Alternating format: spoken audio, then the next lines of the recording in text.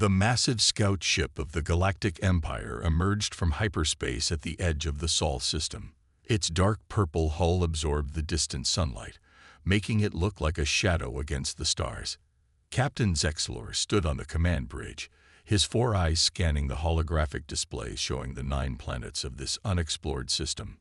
"Curious," he muttered, adjusting his ceremonial collar. "The 3rd planet shows signs of civilization.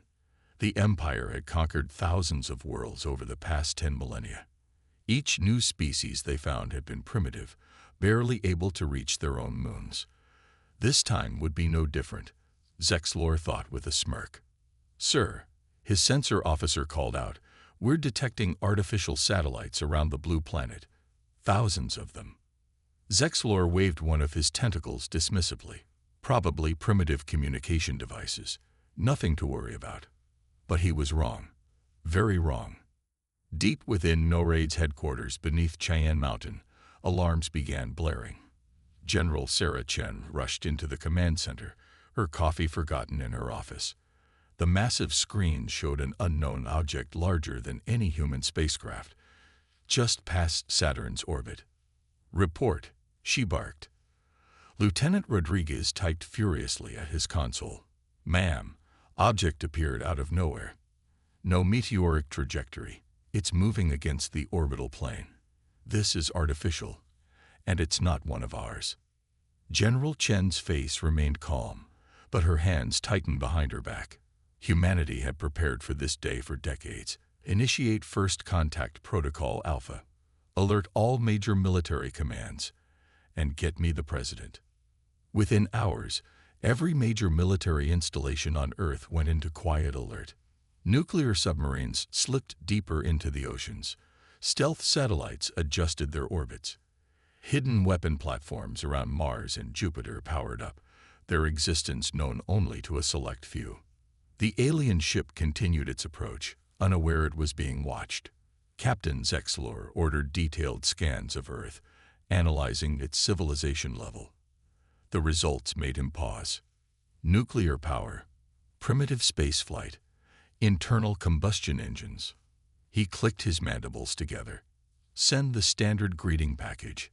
Let's see how these humans respond."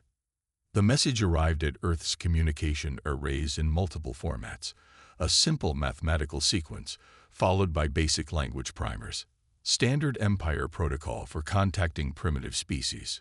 What they received in return shocked them. Earth's response came in perfect galactic standard, the Empire's own language. "Greetings, visitors. We are humanity of Earth. We observe your approach with both hope and caution. We come in peace, but we stand ready for war. Choose wisely." In the Empire's 10,000 years of expansion, no species had ever responded like this. No primitive race had ever decoded their language so quickly or responded with such confidence. Captain Zexlor felt the first stirring of unease. How did they translate our language so fast? And why do they mention war in a first contact message? His cultural officer, usually quiet, spoke up. "Sir, I've been analyzing their global information network. These humans, they're different. Their entertainment, their history, their literature, it's filled with stories of conflict and warfare. They've been preparing for alien contact for over a century, and not all of their scenarios are peaceful." Zexlor dismissed these concerns. After all, the Empire had never lost a war, never even faced real resistance. These humans would learn their place, just like all the others. On Earth, General Chen watched the alien ships approach on her screens. She thought about the centuries of warfare that had shaped humanity, the technologies they had developed in secret, the weapons they had prepared for this very moment. "Send them another message," she ordered. "Tell them, we hope you choose peace. The alternative would be unfortunate." The warning was sent. Whether the Empire would heed it remained to be seen. 2 weeks after first contact, 3 massive Empire ships dropped out of hyperspace near Mars. Their sleek hulls gleamed in the sunlight, each vessel larger than the largest human aircraft carrier. Admiral Krav stood on his flagship's bridge, his tentacles twitching with anticipation. "These humans need to learn their place," he said to his officers. "Our diplomatic fleet will show them the Empire's might." Little did he know that Earth's defenders were already moving. Hidden bases on Mars' moons powered up their weapon systems. Stealth satellites tracked every movement of the Empire ships. In their underground bunkers, military commanders worldwide watched and waited. President Maria Torres sat in the Situation Room, surrounded by her top advisors. "What's their capability?" she asked. Defense Secretary Johnson pointed to the holographic display. "Their ships are powerful, but predictable. No signs of point defense systems. They rely too much on their shields. They've never faced opponents with our type of weapons." "Show them our teeth," the president ordered, "but make it look like a warning shot." High above Mars, Admiral Kraft prepared his rehearsed speech. The Empire had used it hundreds of times on primitive worlds. "Attention humans, you will now witness the power off." A bright flash interrupted him. One of Earth's hidden kinetic strike platforms had launched. A tungsten rod, accelerated to near-light speed, passed within 100 meters of his flagship. The energy wake alone made the massive ship shudder. "Impossible," Kraft's science officer shouted. "Their technology level should narrow." Another flash. This time, a swarm of small, stealthy drones appeared around the Empire ships. They carried no weapons, but their message was clear. "We can get this close anytime we want." In the White House, President Torres watched the Empire ships' reactions. "Send the message," she ordered. The transmission reached the Empire fleet. "That was a fraction of our defense capability. We have watched your kind for decades through our telescopes. We knew you would come. We prepared. Leave our solar system now, or the next demonstration won't miss." Admiral Kraft's pride fought with his growing unease. These humans had hidden capabilities. Their weapons were unlike anything in the Empire's database. And their message. It wasn't the usual panic or awe he expected. It was cold, confident, professional. "Launch fighters," he ordered. "Show them real power." The Empire's fighters streamed from their hangars, their energy weapons charging.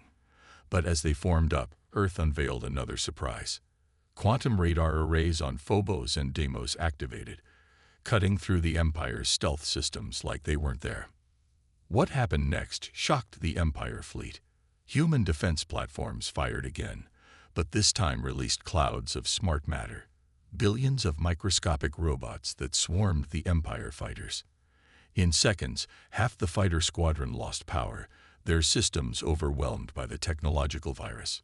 "Sir," Kraft's tactical officer reported, voice shaking, "we're detecting hundreds of launch signatures from Earth and Mars. Their weapons, they're not in our database. We can't predict their capabilities."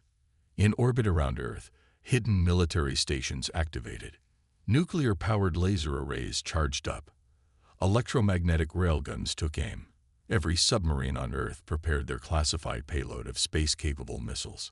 A final message reached the Empire fleet. "This is your last warning. The next demonstration ends with destruction. You have 1 hour to retreat. We've studied war for millennia. You don't want to see what else we've prepared."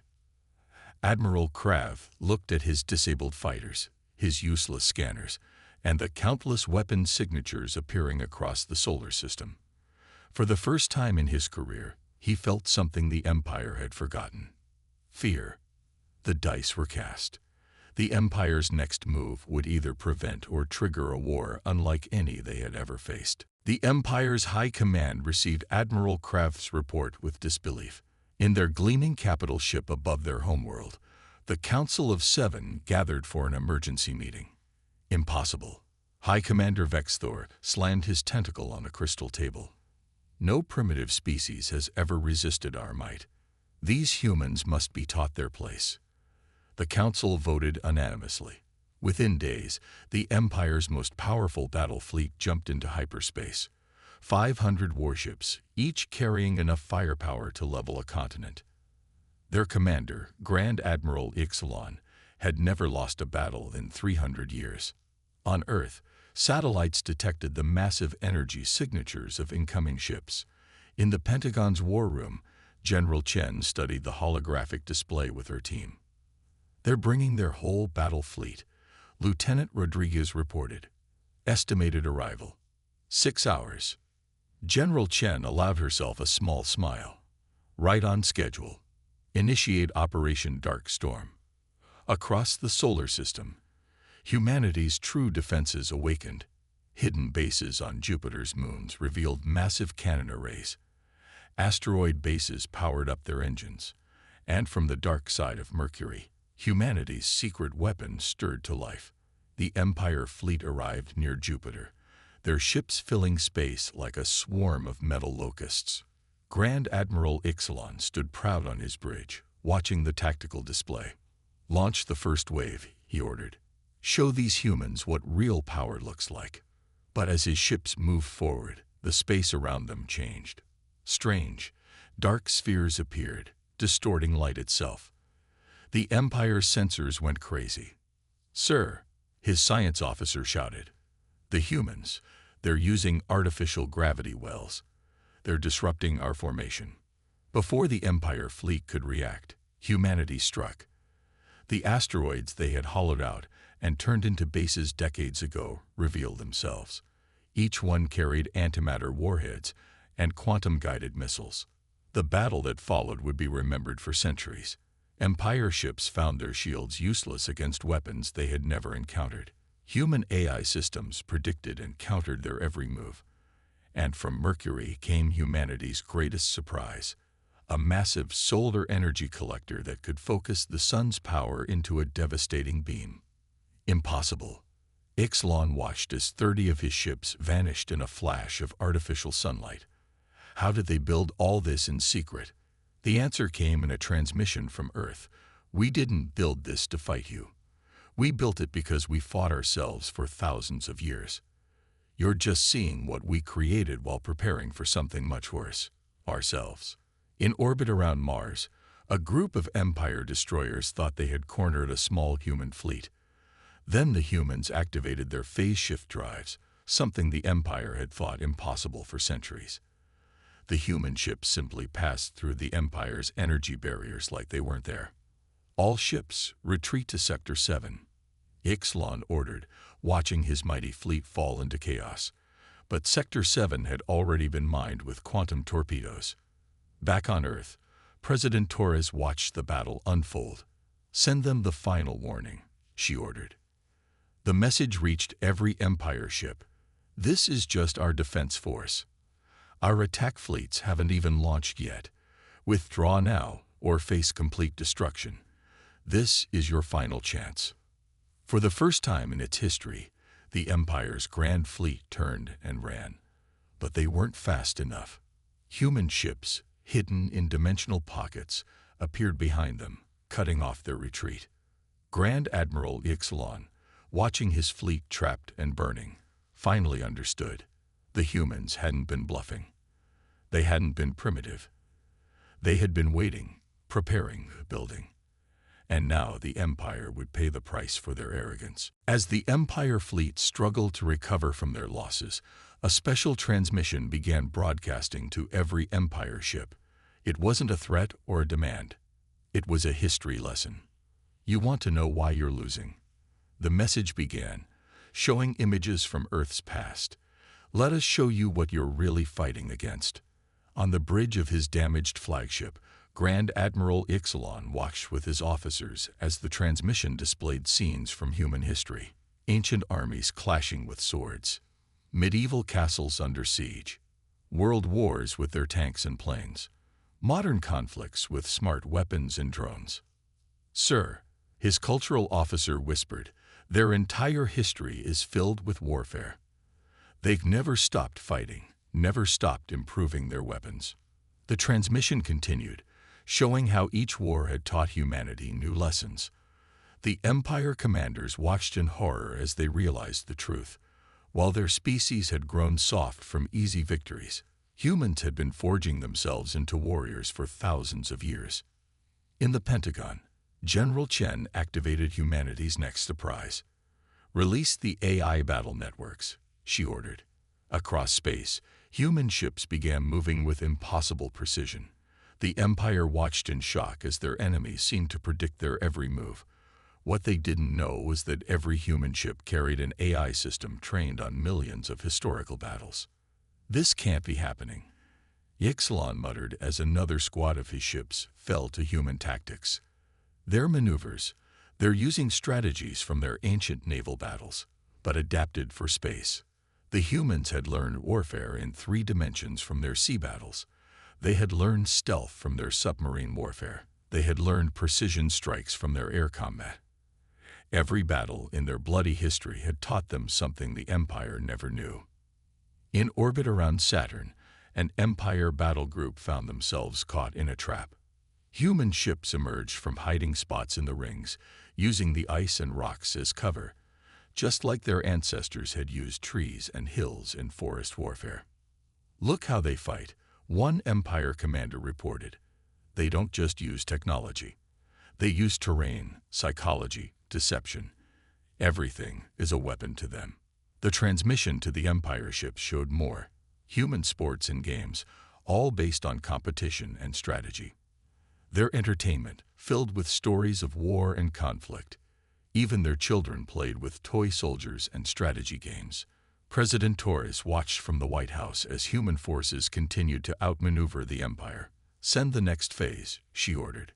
Suddenly, the Empire fleet detected new energy signatures. Hidden shipyards around Neptune revealed themselves. Humanity's real war fleet was emerging. Ships designed specifically to counter Empire technology, built in secret over decades. "Impossible," Yxilon shouted as the data came in. "They've been studying us all along. Every time we conquered a world, they watched and learned our weaknesses." The human transmission concluded. "For 10,000 years, you fought species that never resisted. We've spent 10,000 years fighting ourselves. Everything we built to survive our own wars. You never had a chance."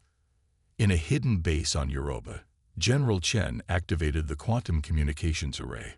Orders went out to human forces across the solar system. It was time to show the Empire their biggest mistake. "All units," she commanded, "execute Operation Thunder Run. Show them what happens when you corner a species that turned warfare into an art form." The Empire was about to learn why humans had tried to warn them away. They were about to learn why picking a fight with humanity was the worst mistake in their history. And the lesson was only beginning. The Empire's high command was in chaos. For the first time in their 10,000-year history, they faced total defeat. High Commander Vexthor made a desperate decision. "Launch the full invasion," he ordered, his voice shaking. "Every ship we have. We will not be humiliated by primitives." 3,000 Empire ships jumped into the solar system. They filled the space between Mars and Jupiter like a metal storm. Their weapons charged, their soldiers ready. This would be the largest invasion in Empire history. In her command center on Titan, General Chen watched the massive fleet arrive. She pressed a button on her console, opening a channel to all human forces. "They've taken the bait," she said calmly. "Execute Operation Steel Rain." What happened next would be remembered as the greatest space battle in known history. From behind Saturn's rings, 500 human stealth destroyers decloaked. Their hulls were painted with dark energy coating, making them nearly invisible. Each ship carried what humans called their planet killer missiles, weapons designed to crack worlds. Enemy ships detected. An Empire commander screamed. "They're everywhere." But the destroyers were just the beginning. The asteroids in the belt suddenly moved, revealing themselves as disguised battle stations. Quantum torpedoes launched from Mercury's dark side. And from Earth, humanity's greatest weapons emerged. "All AI battle networks. Activate," General Chen ordered. "Show them why you never corner a human." The human ships moved like a swarm of angry wasps. Their AIs, trained on millions of combat scenarios, predicted and countered every Empire tactic. When the Empire ships fired their energy weapons, human vessels phased out of normal space, letting the shots pass through empty air. In his flagship, High Commander Vex Thor watched in horror as his mighty fleet was torn apart. "How?" he demanded. "How are they doing this?" The answer came from his tactical officer. "Sir, they're using our own tactics against us. But better. They've studied every battle we've ever fought. They know all our strategies." Human ships launched waves of microscopic robots that ate through Empire shields. Quantum bombs created temporary black holes that swallowed entire squadrons. And from Earth's moon, a massive gravity weapon activated, crushing Empire ships like tin cans. "This is impossible," Vex Thor screamed as another 100 ships vanished. "No species has this level of military technology." A transmission reached his ship. "You should have listened to our warning. We didn't develop these weapons for aliens. We developed them because we never trusted ourselves. You're facing weapons designed to fight an enemy far worse than you. Ourselves." The Empire's formations broke. Their mighty ships, never defeated before, turned to run. But humans had studied retreat patterns too. Hidden jump inhibitors activated, trapping the Empire fleet in normal space. "No escape," General Chen announced. "No mercy. Show them why Earth's history made us the deadliest species in the galaxy." Human ships executed perfect pincer movements, techniques learned from ancient Roman armies but adapted for space. Their electronic warfare systems, born from centuries of espionage, shut down Empire communications. Every human weapon and tactic had been perfected through thousands of years of warfare. High Commander Vex Thor watched his mighty invasion force die. Of 3,000 ships, barely 500 remained. And still the humans pressed their attack, showing no signs of fatigue or mercy. "We surrender," he finally transmitted. "Please, we surrender." In her command center, General Chen smiled coldly. "Cease attack," she ordered. "Let the survivors return. Let them tell the Empire what happens when you ignore humanity's warnings." The message was clear. Humanity hadn't just beaten the Empire. They had shattered the myth of Empire invincibility forever. And the galaxy would never be the same. The remains of the Empire fleet limped home through hyperspace, carrying news of their devastating defeat. But humanity wasn't finished. It was time to show the galaxy why their warning had been so serious. President Torres stood before the United Earth Council. "They'd brought war to our doorstep," she said firmly. "Now we bring peace to theirs, on our terms." The human counteroffensive began 3 days later. 1,000 ships, carrying the best of Earth's military might, jumped into Empire space. But unlike the Empire, they didn't target civilian worlds. On the Empire capital planet, panic spread through the High Command bunker. Their scanners showed human ships systematically destroying military bases across 20 systems. Not a single civilian target was touched. "How are they doing this?" an Empire general asked, watching another defense station explode. "How do they know exactly where every military target is?" The answer came from their own security chief. "They've been watching us for decades. Their stealth probes mapped our entire empire while we ignored Earth as a primitive world." In orbit above the Empire's largest shipyard, Admiral Sarah Chen, now commanding the human flagship Humanity's Promise, opened a channel to the defending forces. "You have 1 hour to evacuate all personnel," she transmitted.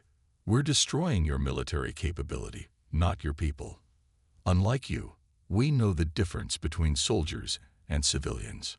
The Empire commanders watched in shock as human ships disabled their defenses with surgical precision. Their proud military installations, built over thousands of years, fell in days. A human transmission reached every Empire world. "We warned you to run. You chose to fight. But unlike you, we don't destroy civilizations. We're here to ensure peace, not dominate." In the Empire capital, the Council of Seven received reports of something even more shocking. Other alien species, watching humans defeat the supposedly invincible Empire, were reaching out to Earth for alliance talks. "Look," a human commander transmitted to an Empire defense fleet. Your ships are disabled. Your weapons are gone. But your crews are alive. This is humanity's way. Brutal in battle, merciful in victory. The Empire's last defensive line crumbled. Human ships approached their capital world. The Council of Seven expected orbital bombardment, planetary invasion, the end of their civilization. Instead, they received a message from President Torres. We could destroy your empire today. Instead, we offer peace. Real peace between equals. Because humanity's greatest victory wasn't learning how to win wars. It was learning when not to fight them. In the following days, human ships systematically disabled every major Empire military installation. They didn't destroy civilian infrastructure. They didn't occupy planets. They simply removed the Empire's ability to wage war. Admiral Chen stood on her bridge, watching Empire ships surrender one by one. Send the final message, she ordered. The transmission reached every Empire world. Remember this day. Remember why we warned you. Humanity spent thousands of years learning the cost of war. Today we've taught you the same lesson, without destroying your civilization. That's the difference between us. In the Empire capital, the Council of Seven signed the peace treaty. Their 10,000-year reign of military dominance was over. But their civilization survived, thanks to human mercy they never expected. As human ships prepared to return home, they left monitoring stations throughout Empire space. The message was clear. Humanity would watch, and they would return if needed. The Empire had learned their lesson. The galaxy had witnessed humanity's power. And every civilization now knew one absolute truth. When humans warn you to run, you should listen. 1 year after the Empire's defeat, the first Galactic Peace Conference took place on neutral ground, a space station orbiting Alpha Centauri. Representatives from 50 alien civilizations gathered to witness something unprecedented: the signing of the Universal Peace Accord. In the Grand Conference Hall, President Torres stood before the gathered species. Next to her, the Empire's new leader, Chancellor Vexmar, looked humbled but dignified. Today marks a new beginning, Torres announced, not through conquest, but through understanding. The Empire learned why humans warned them.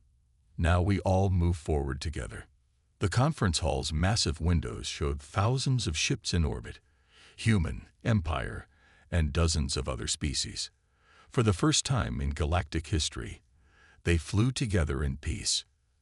Admiral Chen, now Earth's military representative, watched as former enemies mingled in the hall. She remembered the battles of the previous year, but also the mercy that followed. A young Empire diplomat approached her nervously. "Admiral, we found something in our oldest records," he said.